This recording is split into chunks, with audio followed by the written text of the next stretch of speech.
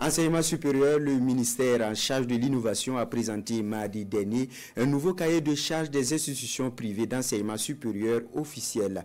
Il s'agit d'un document qui prévoit les conditions d'ouverture, de fonctionnement et de reconnaissance des diplômes dans les IPS. Romial Patristovi.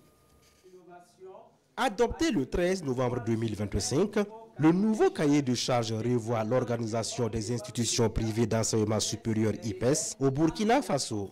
Il impose désormais que toute IPES soit contrôlée par des Burkinabés avec un responsable qui réside obligatoirement au Burkina Faso. Ce nouveau cahier de charges rend également obligatoire les examens nationaux pour les licences, master et doctorat dans le public comme dans le privé. Il n'est pas question de jouer ou de diminuer la qualité. Que ce soit la partie théorique, que ce soit les soutenants, tout sera organisé correctement pour se rassurer que les diplômes qui sont obtenus sont des diplômes de qualité. Nous sommes en train de travailler dessus.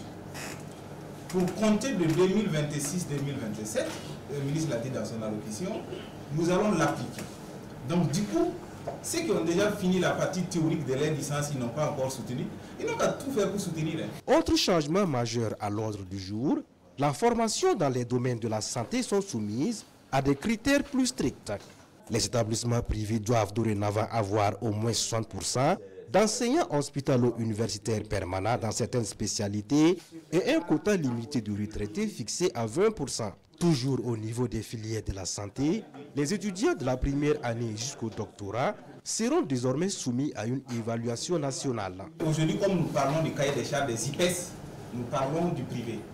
Et donc, il y a des formations spécifiques, par exemple, comme on l'a dit, par exemple, dans le domaine de la santé, on n'a pas besoin de dire à quelqu'un la nécessité qu'il y ait des infrastructures, du personnel hautement qualifié pour que nous ayons des compétences avérées et pour pouvoir donc assurer le travail correctement. Pour le ministère, ce nouveau cahier de charges pour les établissements privés d'enseignement supérieur vise à renforcer l'équité et l'égalité des chances, à favoriser l'excellence académique et à mettre la compétence professionnelle au centre du système éducatif.